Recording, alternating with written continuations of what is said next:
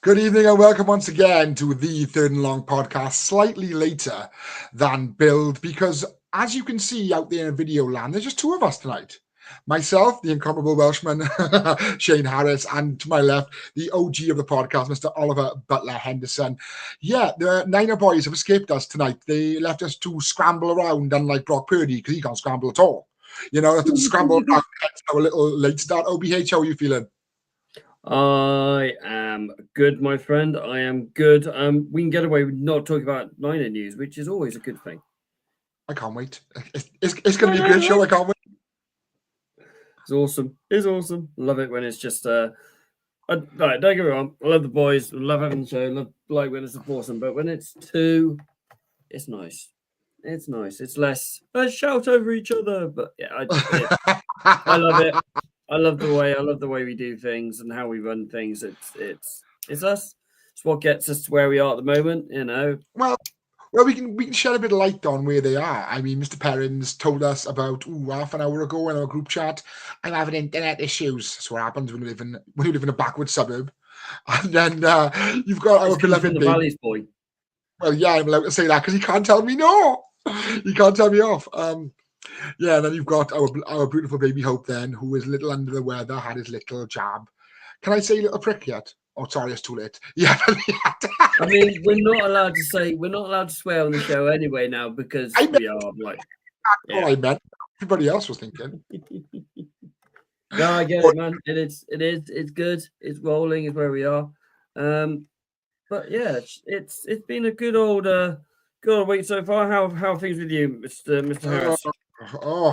Yeah, just rolling towards Friday. Can't wait to get tomorrow out the way. I'm back in my beautiful hometown over the weekend. This weekend coming, I cannot wait to see God's country. Nutriga boy at heart. No matter where I live, my heart will always be in the valleys. And yeah, I can't wait. And then obviously, when I come back, there's a small matter of a huge game on Monday night, but we'll roll on to that in due course. Yeah, you're going to be about 10 miles away from my other half. I know. She's going to where I used to live before I moved to Bristol. Small, very, very small world. Very, very, mate. Very right. Shall we actually talk about some football now? No, I've just realised I didn't actually type the banner and talk about. As I said, we're scrambling around. It's a bit of a rush job this evening. Well, I did this all Tuesday because I had a managers meeting last night, so I couldn't do my usual prep that I do on a Wednesday night. So I did all the show on Tuesday night like I normally would do on a Wednesday night, and then realised just gone. There's no banner for Monday night and place of the week. Where's that gone? But yeah, so let's. You do show prep? What's that? I know, right? I don't do it. But I don't. You know, I'm not like some of us. Do it as we go along, or as we're going. I actually do it properly. Well, I've been relying on my massive personality for the last 3.5 years.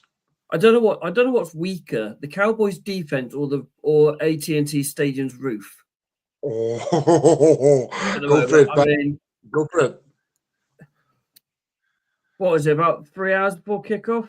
4 hours before kickoff, they went to open the roof and a big old sheet of metal fell from the roof. I mean, we're not talking about like a little 2x2 type thing. We're talking literally this thing looked about 8 foot long.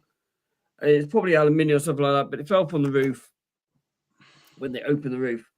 I don't get why they don't have that roof open, especially on primetime games on the night under the stars, because that'd be awesome.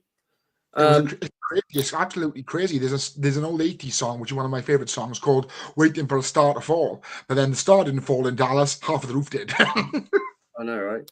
I do want to. Right, the last 2 or 3 weeks now, or for as long as I can remember, the players have complained about this sun coming in through it into AT&T. Lasts about 20 minutes, half an hour. For the Jake Paul Mike Tyson fight on Friday night, they had a curtain across that window.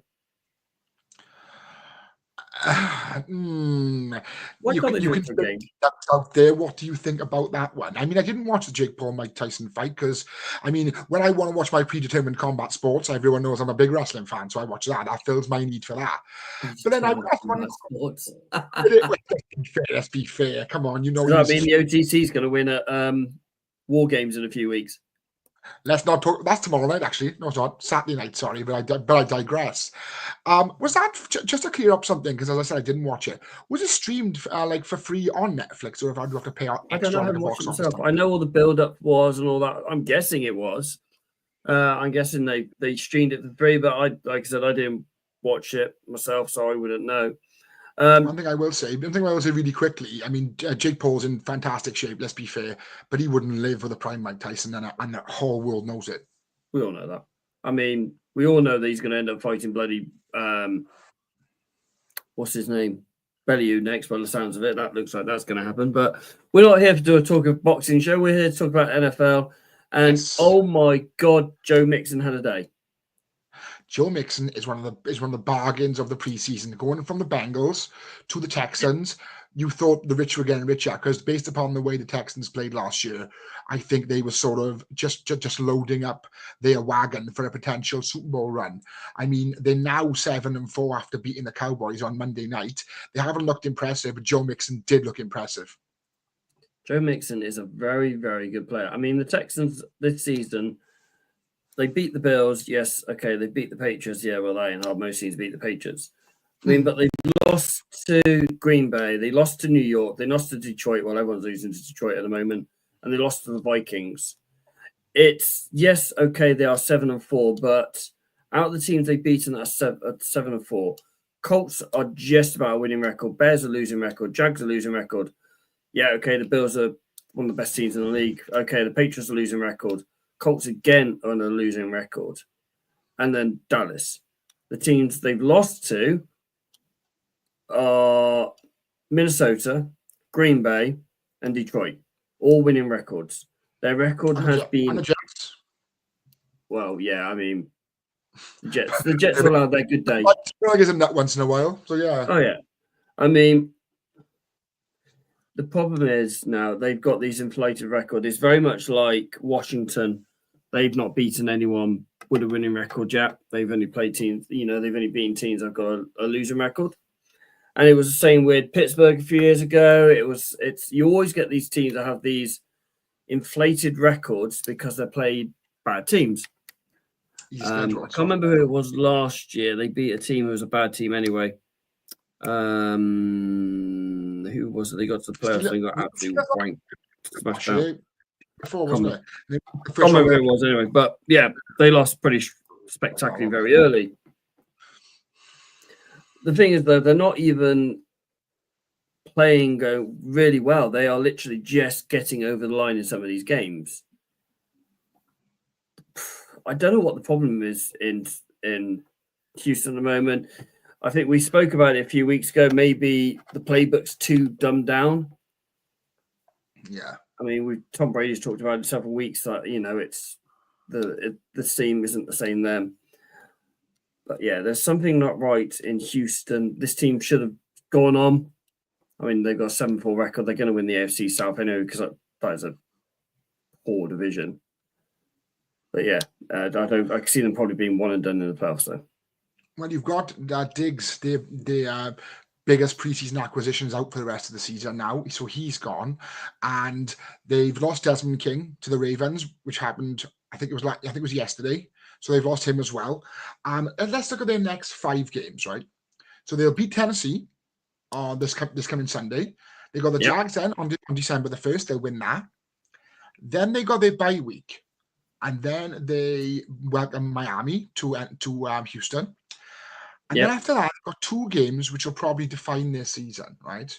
They got KC in Arrowhead on the 21st. And then, of course, they've got my beloved Baltimore Ravens on Christmas Day exclusively on Netflix. Yep. So those 2 games back-to-back will pretty much define their season. Because after the Ravens game, they got the Titans to finish off the season. I was about to go to you again. There's no bloody bye week. And then I realised ESPN have their numbers the other way around. In American, I was like going, hang on. Are they playing Thursday night? Monday night? But no, it's obviously not. I mean, they should win 3 games, maybe 4, depends which Miami turns up. But yeah, it's gonna be good. I mean, Dallas are an absolute mess. You know, they rushed for 64 yards. They got the 32nd worst or best rushing team in the league. And this is from a team that has supposedly the best O-line in the league, or one of the best O-lines in the league. And yet, you know. What gets me is they needed a new running back after Tony Pollard went to Tennessee. So Jerry Jones was like, right then, what should we do? I know.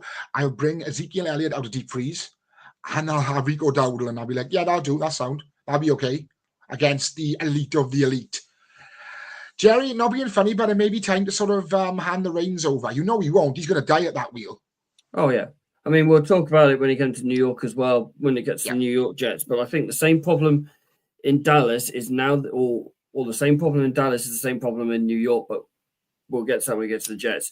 Jerry Jones is the issue in that thing. You know, they built the stadium. Instead of going, we'll look into it, see there's a problem, go, oh, we've played this stadium 30 years, we've never had these problems before. We watch the games week in and week out. When they've got the cameras down below, it is hard to see. So what are these players like, you know, if they misstep, it's ridiculous. And that's with 4K HD cameras, the best in the business, you know, with like, you know, broadcast capabilities, fans get the best of everything, and we're still getting glare on the cameras from that. So as you said, imagine what the players are going through. Exactly. And even scored 10 points. He even scored a touchdown. Cooper rushed through for 324 yards. He's not a bad quarterback. He's just not Dak. The Dallas season died a death when Dak is out for the rest of the season. He was the only. I'm going to disagree with you. The Dallas Cowboys season died a death when CeeDee Lamb held out and they paid Dak an obscene amount of money. I think, as I said before, with the likes of Dak, the likes of Trev, the likes of Kirk Cousins, to a point, I think teams pay them this obscene amount of money because they want stability. It doesn't guarantee a Super Bowl. It just guarantees team stability and maybe the face of the franchise, you know, just for years to come. I do think one of the problems in Dallas is the head coach and his style of play calling. It doesn't work. Doesn't go well down that thing, you know. He's riding on the back of Aaron Rodgers winning him a Super Bowl. So I don't think it's him winning that Super Bowl. He's riding on the back of Aaron Rodgers winning a Super Bowl in Green Bay. But yeah, he'll be gone at the end of the season if he lasts the next. Well, let's look at this. Let's look at it like this then, right? But the last games of Dallas' season now, they've got Washington away on this coming Sunday. You know that's going to be a guaranteed. They've got the Giants then in a bit of a tank bowl on the 28th, which is in AT&T.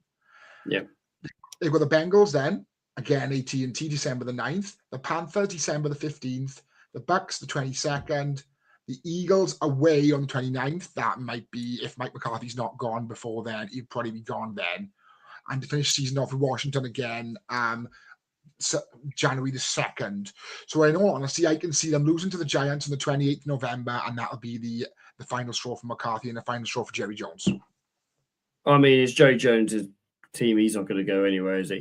Yeah, I mean, I could, you know, New York is probably their only winnable game. If they hosted Carolina, it'd be a different story, but they've actually got to go to Carolina. Carolina, you know, they won 2 games going into the bye, which is good. And now, you know, they've had the bye. I think that Carolina are going to get a bit of momentum now because when Bryce looked incredibly happy playing in Germany, and that's how I can see it going forward. Okay, very quickly. Good evening, Dave. Good to see you in Germany a few weeks ago, or in the UK a few weeks ago, mate. Would need to catch you up again soon. Right, let's roll on to plays of the week.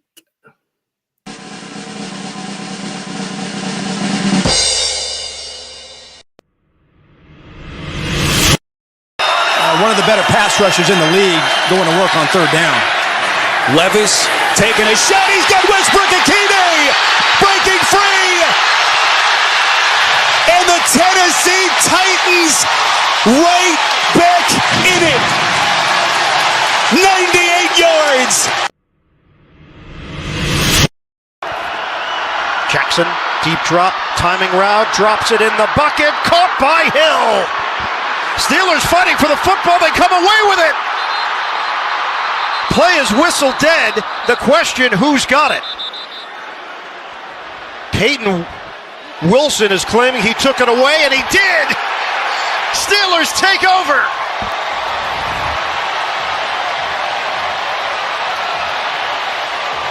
He got the arm in there and then kept ripping at it.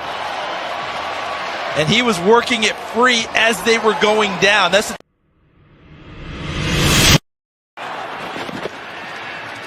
Fakes left, now taken off. Gonna run for it, he got it! And there he goes! Inside the 10, the 5. Oh, the play of the year in the NFL!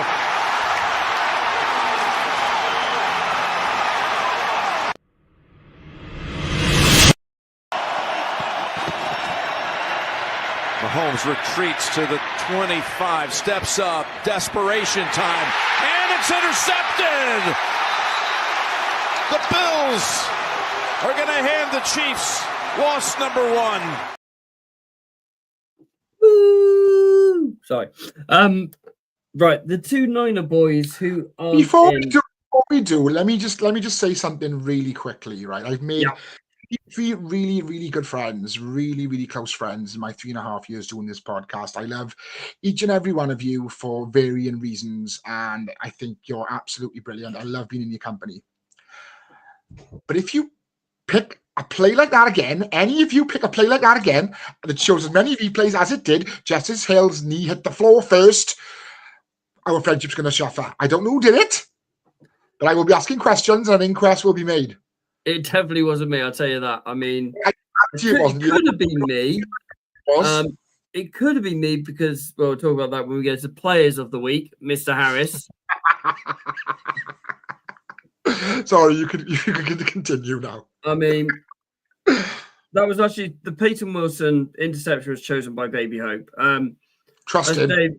As David said, it is an incredibly hard thing to do. Get your arm in there and fight the ball out and rip the ball out of the guy's hand. It is a hard thing to do. I mean, I played defensive back, and once your arm's in there, you've got to pray that the guy hasn't got a strong grip because it's hard to get it out. Parents chose the Westbrook Akini absolute crazy long touchdown, 98 yards, the longest of the year, beating the Vikings by 1 yard. Wow. We all remember Justin Jefferson's 97-yard touchdown. Week 3, I think it was.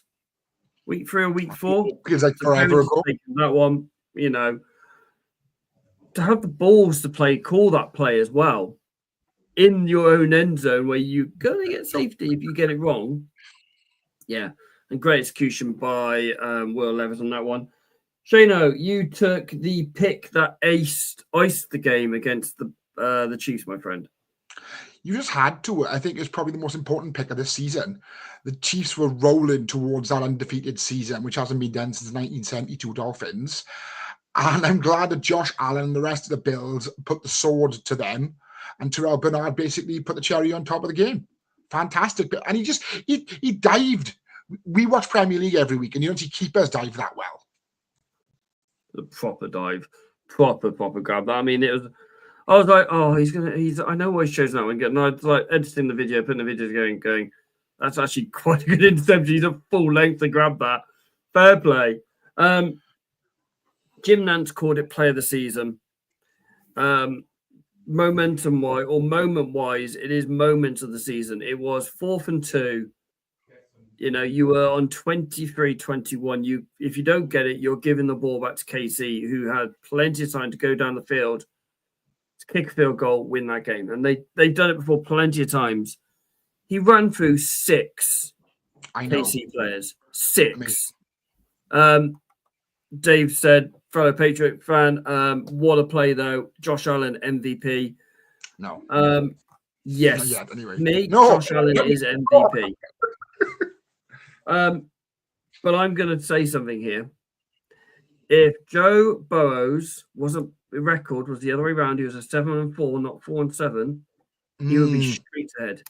He's leading yards, he's leading touchdowns. And we all know the MVP is quarterback awards. Yeah, that's basically our plays of the week. I mean, Dave's put his forward his players week. If you want to put a comment in, let us know. Have a look. Drop us a DM on our socials. Always come and have a chat to us. You're always more than welcome. Yeah, of course. Players of the week. I'm not gonna like this. I'm not I gonna know like this. what you chose Mr. Kitchens by the LA Rams. I chose him again. He's quietly becoming one of the best safeties in the league, regardless of who it's against. He was fantastic against your lot. I could have chosen 4 players who played better than him in that game. 2 of them were on offense. In fact, 3 of them were on offense. But I fancied 1 throwing the ball and 2 catching the ball. I fancied something. Yes, okay, he caught a ball, but normally.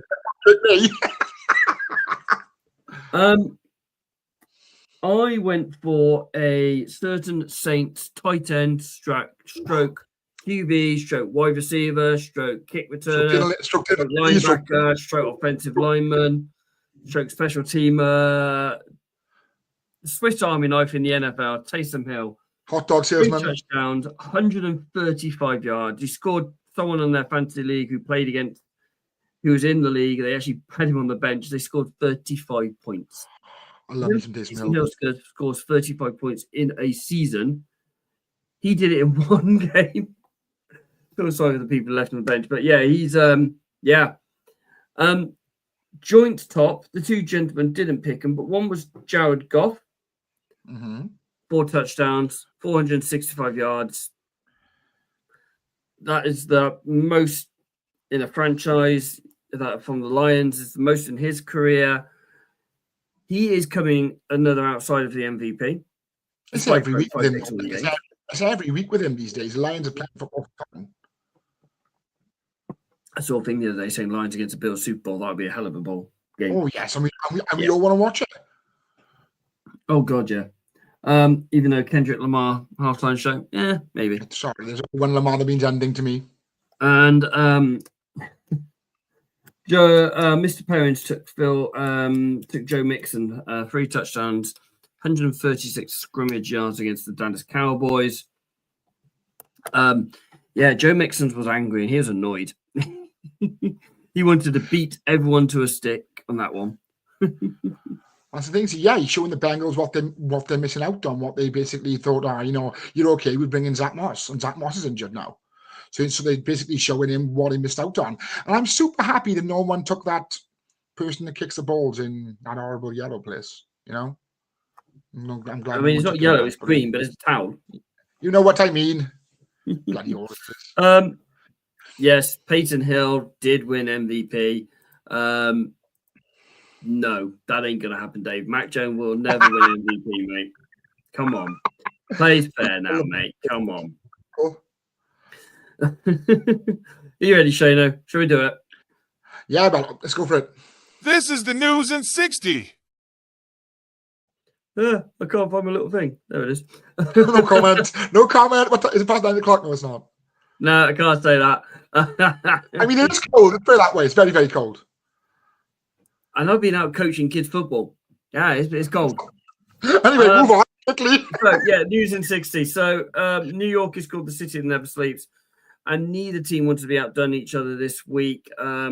It started on Monday with the Giants not only benching Daniel Jones, but demoting him to 3rd string, and rumors are down to 4th string today as he was practicing with the scout squad. Well done. Tommy DeVito is being named the starter, so he's gone from number 3 to number 1. And Drew Lock is unhappy, is probably the best way to say it, to find out that he's a backup to him, which is a ridiculous. We'll talk about that more in a minute. 24 hours later, the Jets fired general manager Joe Douglas after 5 seasons with a record of 30-64. I've seen so many interesting stuff this weekend because I'm in a fancy group with about 3 Jets fans. There's more than 3 Jets fans in the world. All right, I know, right? I know 4 people, which is a bit weird. Right. Wow. Matt Collins, one of them from JTT. Great guy. So it's been a few weeks. So let's catch up with some injury news because there's been a couple of big injury news. The Lions have lost their second starting defensive player in weeks. As standout linebacker Alex Alazzoni broke his forearm, which keep him out 6 to 8 weeks. Just in time for the playoffs to start, ironically, that. The Jags seasons goes from bad to worse as Gabe Davis out for the season with a tear in his meniscus. The Bengals, who are already lost Dax Hill early in the season, have lost another star in the secondary as DJ Turner is out with a fractured collarbone. I had to Google because they called it clavicle. Clavicle. Yeah, clavicle. It's a collarbone. Something like that. And I was like, oh, why didn't they just call it a collarbone? Everyone knows that's a collarbone. Over there, you know that. What's that? Rotate is what? What's that? Is that? Is the socket. Yeah. That's right. Yeah. Yeah. The Browns' impressive left tackle Darwan Jones has fractured his ankle. That keeps him out for the season. That was against the Saints on Sunday. Staying in the AFC North, Hard Knocks have announced their in-season, which starts on the 3rd of December and is premiering all 4 of the AFC North teams. That is going to be tasty. Although I never like it when they do that. I prefer when they just concentrate on one team. I think it's better when they concentrate on one team. But be interesting. And you were saying that. You were saying that about the AFC North doing Hard Knocks for all 4 teams. What do you think I'm going to be like? All right, don't care about the Steelers. Get them off. You know, concentrate on my team. Oh, God, I'm going to start liking that guy now. Oh, bloody hell, he plays for the Bengals. I mean, we all saw that with Kittle and bloody receiver. I like Kittle anyway. He's a wrestling fan, so he's good in my book. Yeah. And finally, the semi-finalists of the Hall of Famers have been announced with the early favourites, including Eli Manning, Rodney Harrison, Luke Kuechly, and Steve Smith, are the early favourites to be inducted to the Hall of Fame to get their gold jacket in February. And that is this week's news in a nutshell. Right, we've got to go. We've got to go to New York. Let's start with the Daniel Jones news that got benched. That broke Monday because he got benched. Yeah. That isn't a problem. Don't mind that at all. If you're trying to save your job, Brian Dable, then surely Drew Lock is your better option. What do you think? I don't know. Tommy Cutlets didn't do too bad when he came in last year when Danny Dimes was injured, or Danny Nichols, shall I say. Yeah, I didn't think he done too bad. I was quite happy when he got... what's the word I'm looking for? Pushed up to starter. Promoted is the word I was looking for. Sorry. It's been a long day. Yeah, I'm happy for him. I think he's going to do really well. And we get to see the memes of his Italian agent on the sideline as well. You know, looking like an extra out of The Sopranos. That guy is don't. It's, he's a character. He wants to be the Godfather, hence the name of the show. But yeah, it's not the one with the hose, the one with the mafia. I mean, so yes, out of Tommy DeVito, you're going to get his first start. He's going to ball out. He's going to be 300 yards, 2 touchdowns, rushing a touchdown, because that's what he's done every time he's gone back into the starting role. He's balled out for a game, and then he's got his arse handed to him the next game. You're lucky that you're playing for the Giants because nothing's going to expect anything. I mean, I was in New York for New Year's when they played the Rams, and those fans are hostile. They really, the New York fans are hostile. They really don't like losing or they don't mind the losing bit as much. Hate it when the team's playing badly. That's their worst thing. If they go down 45-46 and they've left them 30 seconds on the clock and the guy's thrown a Hail Mary or thrown like 2 perfect passes to get a touchdown, yeah, fair play. We can't do that, but they'll still criticize it because that's what New York do. But they won't go mad and call it for people's heads. But if they're losing and playing badly, which is what they've been doing, I mean, they were shocking in Germany. Absolutely shocking. I'm surprised they've given it a whole week to think about it. Personally, because I would have done it on the plane. I'd have left him in Germany, but still, never mind. Where does this put Danny Dimes' career, though? It's got to be done in New York now, isn't it? Yeah, but he's tied down for a number of years from that big fat contract. He's got 2 years left on it. Exactly. Yeah, so he can probably sit in the house, to be fair, sit and do nothing for 2 years, or maybe work out for somebody who needs a second string because he's not a starter. I mean, who would you prefer in this situation? Would you prefer, as much as I hate to tarnish the best looking quarterback in the NFL's name. Would you prefer him in Vegas instead of Minshew Mania? You know, like think of somebody else who were a bad quarterback. Off the top of your head, really quickly. I don't think anyone's that bad. I think he is the 32nd worst starting quarterback in this league. That's what I'm thinking. You know, there are teams that have got, you know, going to have a rookie. You're probably going to have a rookie starter. He'll be kept around for that because of his experience. He's had 5 years as a starter now in this league. Yeah. Having him there as a starter is going to help him more than anything else.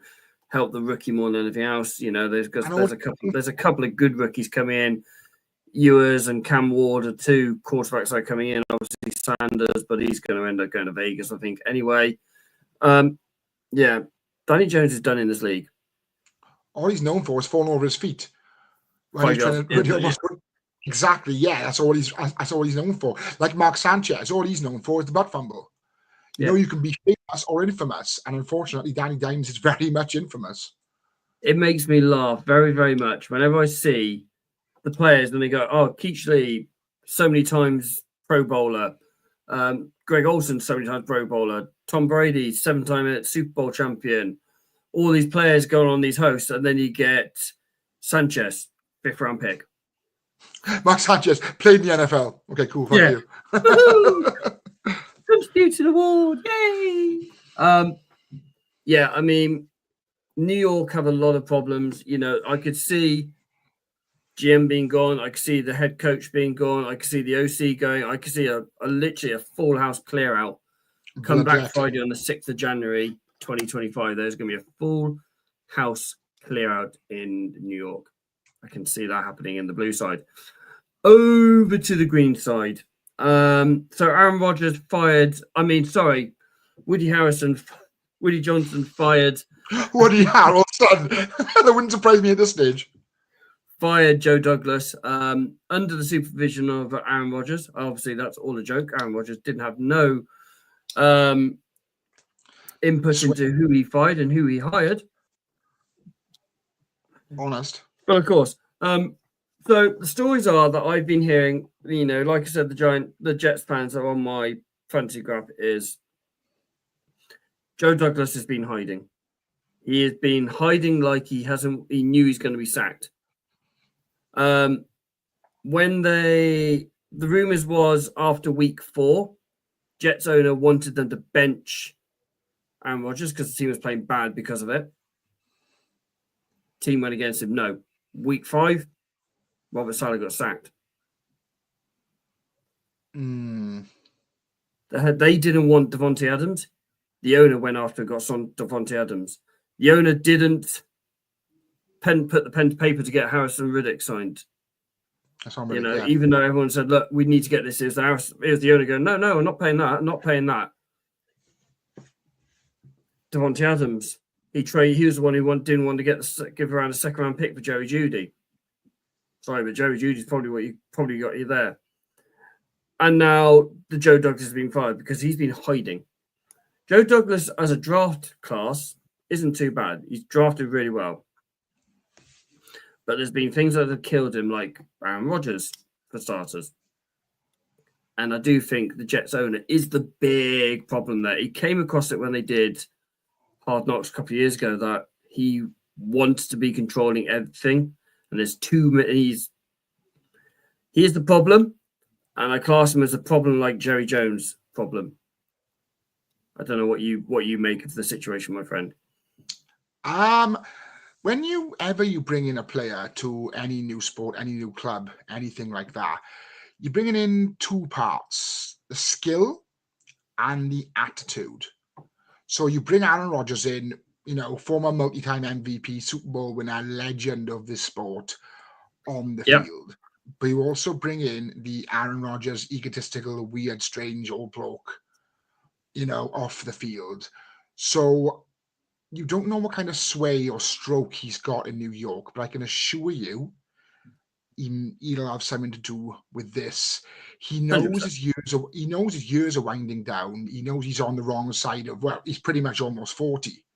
Yes. You know, I mean, like, Well, exactly. I mean, not everybody can look this good for almost 40, but I digress. Mate, I am 40, so shut up. Oh, don't be daft. You don't look a day under 39. But what I'm saying is, yeah, you bring in that kind of stroke. You've only got to look at Ronaldo at United as well, as another example of you bring in a massive, massive player with a massive, massive ego.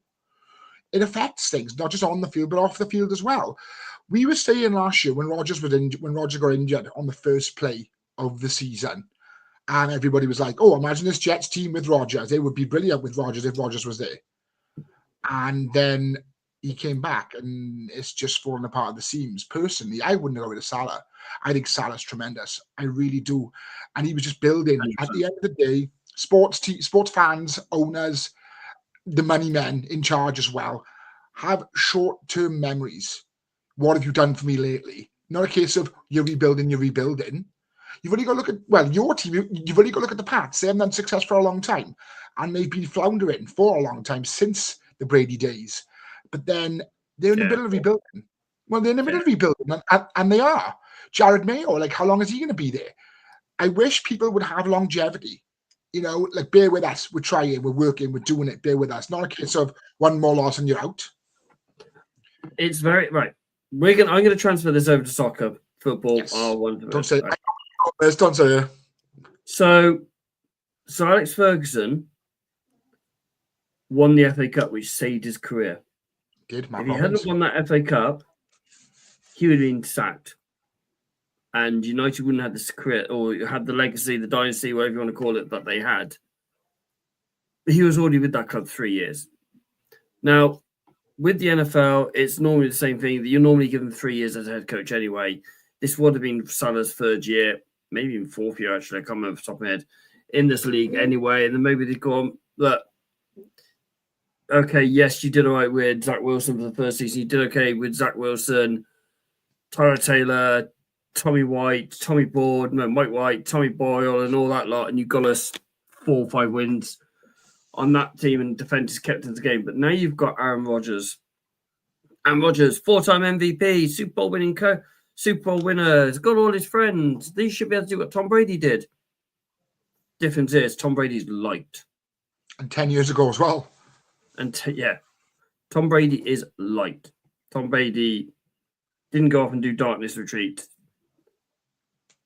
Yeah, I mean, the problem in there is is the owner and a certain quarterback who may be going elsewhere in the offseason anyway, by the sounds of it. That's right. That's enough for week 12. No, week 11. Let's roll on to week 12. Let's start off with the predictions. How is it week 12, bud? Week 12 already. This season's going way too fast. Mate, it's ridiculous. I know. It's absolutely ridiculous at the moment. So the games are this week. Yes, sorry, they are not rolling across the bar. I do apologise. We have got Patriots at the Finns, Cardinals at the Seahawks, Lions at the Colts, and Vikings at Bears. I think he's given me the right way around. I hope he has anyway, because I've not checked. We are currently at the odds or the standings are at the moment. Baby Hope is romping away with 35 points. He is 2 weeks ahead of Mr. Perrin somehow. 2 weeks. Because he's not here tonight and Mr. Perrin isn't here tonight, they might forfeit their picks. Yes, they do. Yes, they definitely do. As I said if you're in the group chat, it's such a thing as mobile data. Excuses. I'm currently on 26. You're on 25. We are week 12. Let's start in Foxborough because that is the first game he has given me. I am going to go. No, it's not in Foxborough. It's in Miami. I do apologize. Hard Rock. I'm going to go against my team. I'm going to go for Miami. We have a good week. We have a bad week. We have an okay week. But I don't think our okay week is good enough to beat a Miami team that are finding their form under Tua now. Okay, yes, they absolutely pounded the Raiders last week. Go and listen to Baldy and the Big Fellas podcast because Baldy was there. He was. It's a good listen. Go out and listen to it. Go watch them. They're a good bunch. So yeah, I'm going to go for Miami to win on that one. I think, Mr. Harris.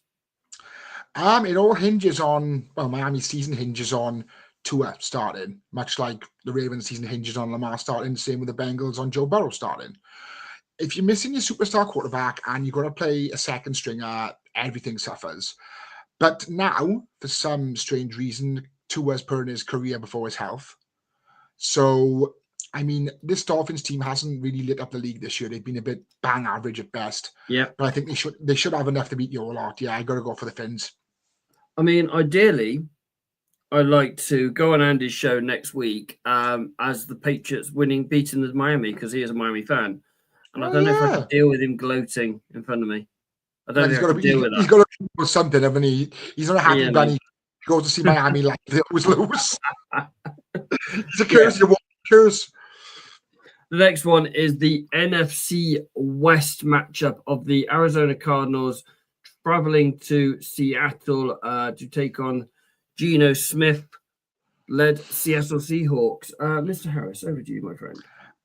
Yeah, I think Cards have played consistent this season. They've beaten the Niners. They've beaten the Niners and also so have the Seahawks as well.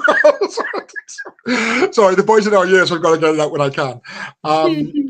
So they're both good teams, and I do fancy this Mike McDonald-led Seahawks team to do well this year. But I don't think I don't know. I think the Cards are one of those teams where they're very much underrated. Yeah, agreed. They McBride tight end, Baby is really big on McBride, and I can see why. I think he's really good at what he does. He's always consistent. He's always there. He always catches when he's thrown to. He's very good at doing his job. Yeah. So James Conner, another underrated running back. I only don't like to say about James Conner because you know who he used to play for, those horrible people. But yeah, I think he's really underrated, and I think he works well with Kyler. So yeah, I'm going to go with the Cards. I am literally going to tell Andy and any other podcasts that are listening, please get Shane on with a Steelers fan. No, don't do that. Honestly, because I'll never work in showbiz again. Yeah, I mean, it could be interesting. We could have the NFC West, all on 6 and 5. That's nuts. You know, LA have got Eagles in SoFi. Obviously, if Seattle beat Cardinals, they'll be both at 6 and 5. If Niners beat Packers, they'll be at 6 and 5. But saying that, I think Arizona a little bit ahead of Seattle. But it's in Seattle, isn't it? Yes. In the Northwest. That's the only caveat, shall we say. Yeah, I know, right? So I am going to, for that reason only, I am going to go for the Hawks for win. Okay. Purely for the fact it is up in Seattle. And if it looks like it's going to be wet and windy and cold, Arizona playing a dome. Yes, they do. Please don't say cold and freezing. Don't say cold. I'm trying to block it out. Right. Let's go to Lucas Oil Stadium for the Colts taking on the Detroit Lions. We've seen it every week. Jared Goff is, a front runner for MVP this year. Not just that, as I said earlier on, the Lions are playing for fun.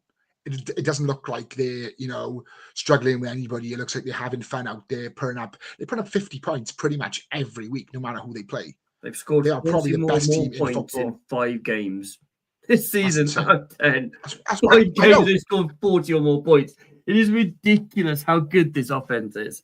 I was keeping an eye on the score on Sunday against the Jags, and I was like, boys, they put up 28 points in the first quarter. I'm like, what's going on?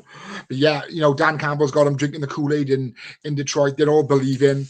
It wouldn't surprise me if we see them in the Super Bowl this year, and well-deservedly so. I've got to go for the Lions in this one. Richardson won't stand a chance. Yeah, I'm seconding you on that one. I think 100% Lions are the best team in football at the moment. You can't touch that one. Interesting fact. The Lions have not allowed a touchdown by Jacksonville in their last 2 meetings. They've gone 8 quarters without allowing a touchdown. I mean, admittedly, the last game was in 2022, but it's still But still, they haven't allowed 2 games against the Jags. They haven't allowed the quarter. With the Lions, they started 5-0 or 0-5 in the 2021 season. No one would have seen, look, they are now 9-1. They are number 1 seeds in the NFC. They are favourites for the Super Bowl at the moment. When they're 0-16, you wouldn't have predicted this 9 years down the line. It's ridiculous what Dan Campbell and that organization has done to this team. They were an absolute joke for so long, along with the Browns. They used to nickname the Browns the Factory of Sadness. But then it wouldn't surprise me. They still do. Well, yeah, it wouldn't surprise me if Detroit wasn't far behind that, but not anymore. As I said, the Detroit Lions are the best team in the NFL. Let that one sink in for long-time NFL fans. I know, it's crazy. And I think, especially over in the UK with Hard Knocks, we all like it a bit of Dan. A bit of Dan Campbell. Last one, we go to Soldier Field in Chicago, in the Windy City, for the Chicago Bears against the Minnesota Vikings. This could go either way. As a case of which Sam Darnold and which Caleb Williams are going to show up. Agreed. Let's go from Sam Darnold. Sorry. Yeah. I mean, it's a case of this. We were all going into the season with high expectations for Chicago. Oh, they got Caleb Williams. Oh, they've traded up. They've got a lot of good players in. They brought a lot of good free agents in. What have they done? Maybe this year isn't their year. Maybe next year is more likely. But I think, this is a hard one. It's probably going to be a coin flip. I'll go for the Vikings purely on the fact that we saw them play this year live in the flesh. We saw them both play in the flesh, mate. We saw the Jet, and I didn't. Oh, yeah, of course. This is the Vikings, who they beat in this season. New York Giants, New York Jets, Niners, Texans, Packers, Colts, Jags, Titans. Bar the Niners, the Texans, and the Packers. Okay, Niners are at the moment this season, and I'm not saying that because the boys aren't here. I would say that in their face. They are very hit and miss. They're pretty much none of their stars available in week 2, and they look poor. Texans have been a very hit and miss team this year. Like I said earlier, they've only beaten bad teams. Green Bay is probably the only one you could take stifle. But apart from that, they haven't beaten a team with a winning record apart from them 3 or 2, Green Bay and Texans. So their record's influenced. Yes, Justin Jefferson. Yes, Darnold's playing well. Yes, Aaron Jones is playing well, who could be injured for this game. He's got a hip injury. Yes, they've got CJ Hawkinson back now. They've got a good O-line. They've got a good defense. But Chicago seemed to have found something last week against Green Bay. And I don't trust Sam Darnold. I think he's going to have one of those games where he's going to go, oh, there's a ghost. And I still think he's got that in him. So I'm going for Chicago at home. I'm going for Chicago win. Okay. I think I know. Yeah. I'm going to go for Chicago win. I do have Baby Hope's predictions in front of me. He did give me that earlier on before he went to sleep, because apparently he's just woken up. He's just texted us. You better be watching. Hi, baby. We miss you. Yeah. Right. Let's talk about the rest of week 12. Let's start at your game, my friend. The hardball game on Monday Night Football. Well, I've had this game penciled in. Since the fixtures were announced, since Jim was installed as the Chargers head coach. The last time the brothers played each other was fairly consequential, a fairly big game. The 2013 Super Bowl between the Ravens and the Niners. This is famously known as the night the lights went out and they come back on, and we were holding the Lombardi. I mean, that was a really good game. And the Ravens Lounge podcast has had Jack Harbaugh on this week, the dad of Jim and John, to say if it would sort of, that's mad. You know, like who's he going to be a fan of? He's probably just hoping that both teams have a good game. Has he got one of those half and half shirts like Kelsey mum, like Donna Kelsey? Possibly. And St. Brown's dad that mum's got. I'll have a look out for that Monday night. But yeah, it's going to be interesting because let's be fair, we all thought the Chargers wouldn't do a lot this year. They're 7-3. They got a better record than us, and we were one of the teams touted for a possible Super Bowl appearance. So they've done really well. Jim's turned that ship around. They've got many former Ravens as well. Quentin Johnson is actually playing, showing that he knows how to catch a ball now. Oh my God, the catch he did against Cincinnati on Sunday Night Football. Whoa, that was a great catch. Oh yeah, I mean, we haven't put it on Plays of the Week, but it was a really good catch. Super catch. They got Lad McConkey as well, who they picked up quite early in the draft. Was it 33rd overall? He was. Yeah, 34th overall. Yeah, just early in the second round. That's right, and he's playing really well. He's a little dark horse for offensive rookie of the year by the looks of it. Yeah, they're playing really well. But then, as I said, it's just again, as I say every week, I don't know what Ravens team's going to show up. Is a team that trounced the Bills going to show up, or the team that lost to the Browns and a poor Steelers team going to show up? We just don't know. But I think if our offense shows up and our defense plays like they did against the Steelers, I think we'll win and win handily. But one thing I will say, and it rubs me up the wrong way in soccer, football as well. When a player scores against his old team and he celebrates, I hate that. I do. But so J.K. Dobbins scores. I mean, yeah, he can be like, sound, I scored, whatever. If Gus Edwards scores, it'll break my heart and he celebrates. It will really, really hurt because we loved being aboard the Gus bus for so many years. I played against a couple of my former teams and I scored. And the one team I scored against, I celebrated because the manager was not a very nice person. Not like you were a problem. I almost said something completely different, which would get us cancelled straight away. As I said, not like you'd have a problem with authority. Yeah. So, I celebrated. Yeah, knee slide from the fans, everything. I really didn't care. But the other time I did score and I just thought, sorry, hands up. Cheers, bro. It depends, I suppose, how you leave your organisation. If you've left under a cloud and it's real nasty and not a good situation, you are going to like, all that. But it's like, you're going to be respectful if it's... Your land, or he flipped 2 birds just then. I don't know what you're on about. No one can see it. It's outside, right? But yeah, I mean, as Phil alluded on the group chat this week, there's no games that go, oh, wow, what a game, what a game. There's always history between San Fran and Green Bay, especially in Lambeau. We all know what they did in the Frozen game in when they go to the NFC Championship game against Philadelphia, 22, I think it was. We all know what happened. Actually. We all know what happened in that game.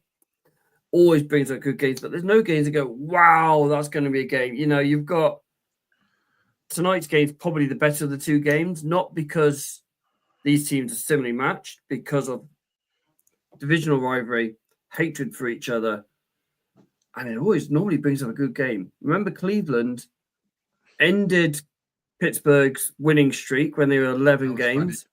That was great. They then beat them in back-to-back games, A, to then get into the playoffs and win the division, and B, to knock Pittsburgh out of the playoffs back-to-back weeks under Baker. Always some rivalry and some hatred of this one. Obviously, then we've got Dallas and Washington, NFC East matchup. Another one. Yeah, okay. Then you've got the AFC South matchup of Texans and Tennessee. There's not a huge amount of games on that really go, wow, what a game, what a game, what a game. There's quite a big game in Carolina between the Chiefs and the Panthers. Like, are the Chiefs going to be a wounded animal after losing to the Bills, and they're just going to open one up on the Panthers, so to speak? And would Her Majesty actually entertain Carolina as a destination to watch a game of football? That's not the point. Yeah, I think their last concert is. I don't care, couldn't care less. Yeah, so you've got, like, I think my favorite games of this week, apart from obviously the Ravens game, is the Cards and the Seahawks and Niners and Green Bay, and they're both on at the same time. 9:25 kickoff in the UK. Yep. The Niner Green Bay game's on Sky, isn't it? If I remember correctly. And the 6 p.m. game is Dallas. Oh, don't tell a lie. 6 p.m. Sky game is the Lions and Colts. Why have they chosen that game? That's just going to be an Yeah, absolute. Everyone likes the Lions now, don't they? Because they win in. Yeah, I mean, yeah, I get that, but surely they were going right. Okay, what's going to be the closest game to talk about? Possibly in Miami, possibly Chicago, New York, because of the situation they've got at the moment in the blue side. Maybe the AFC South matchup. That could be a bit of a flip coin, but yeah, I don't get some of the schedules they choose in. I mean, 9 o'clock games, there's 2 games to choose from the 9:25 games, so it's either A or B. Not much choice on that one. I mean, I will say that we've been, as a Ravens fan, we've been spoiled this year. We've been on Sky quite a lot, and we're going to be on Sky Monday night as well. Yep. Yeah, it's good. I mean, I've got my other ways of watching TV. Telling people that. So I can edit out. It's fine. Shh, I'll be quiet. Right. Let's roll over to your weekly segment of the Shano specials. Yes, thank you very much. I missed my baby this week to help me co-host my segment, so I've got to fly solo, and I have absolutely no issue with this. Yeah, so welcome again to another issue. Welcome again to another edition of Shano Specials. Please gamble responsibly. This is with Paddy Power, and I've picked a couple of bets. The first one I'm going to start with will be in in Vegas for the Raiders and the Broncos game. I've got Bo Nix to score anytime, and that would be 12-1. And I think that's a good bet for yourselves, because he scored against the Ravens on that Philly special, and I do genuinely think they're going to have a bit of fun with the Raiders team, because without Max Crosby, the Raiders are not very good. So they're going to try out different plays. They're going to see what works and see what doesn't, because I think they're going to win. It's just a matter of how many points. And then, of course, we got to go for sticking with the same game. I'm going to do it every week till it actually comes in. You've got Minshew Mania brother to score anytime. He's 12-1. So hopefully, he's 14-1. My apologies. So hopefully that should come in for all you Minshew Maniacs out there. Okay. And then I'm going to go to the game at Lucas Oil between the Lions and the Colts. We've documented this is going to be a hammering by the Lions. So, Ollie, what do you think of this one? Lions tight end Sam Laporta to score anytime. That's 2-1. So, for argument's sake, you put a $5 on, you get a $10 back. I mean, it's Ben Johnson. He's going to try and get everybody on the board. 11 players, starting offensive players, to score a touchdown some point during the game, because, well, it's Ben Johnson. I love his play calling. I love the balls he's got his play calling. Yeah, I mean, 2-1. Yeah, maybe a little short on the odds, but yeah, I like that. I like that bet a lot. Yeah, it's a little short. You could probably get a cleaning lady to score a touchdown at 20-1 or whatever. It's worth £1, especially with the way the Lions is playing at the minute. And my last one for this evening will be for the Niners and Packers game. Both teams have scored 25 plus points, 7-2. We know how potent that Packers offense is, and how potentially potent the Niners offense could be when they're firing on all cylinders. Don't get me wrong, at the minute, they're not the best team in the NFL that they have been previously, but they've got all the talent and capability in the world to still rack up some serious points. So 25 plus points in 4 quarters. What's that? That's an average of 6 points a quarter, 7 points a quarter. I think. Yeah, it's about 12. Yeah, it's about 7-2. So 3.5 touchdown a quarter. I think so. It's worth a start, but as we always say, gamble responsibly and all that. Go for it. I'm just out of curiosity, because you said about Bo Nix. I was just wondering where the latest odds are for the offensive rookie of the year. He's currently 7-2 win offensive rookie of the year. Is he? Who's in front of him? Jaden Daniels are 1-5. That's on Sky Bets odds, mind you. I mean, those two are miles ahead. Brock Bowers is next at 25-1. Caleb's currently at 50. It's a 2-horse race by the looks of it. I mean, Caleb at the start of the season was odds on to be offensive rookie of the year. We all called it. We said, yeah, it's going to be him. I mean, yeah, okay, ourselves, we ran around. I think I even went for Bo Nix at the start of the season as well.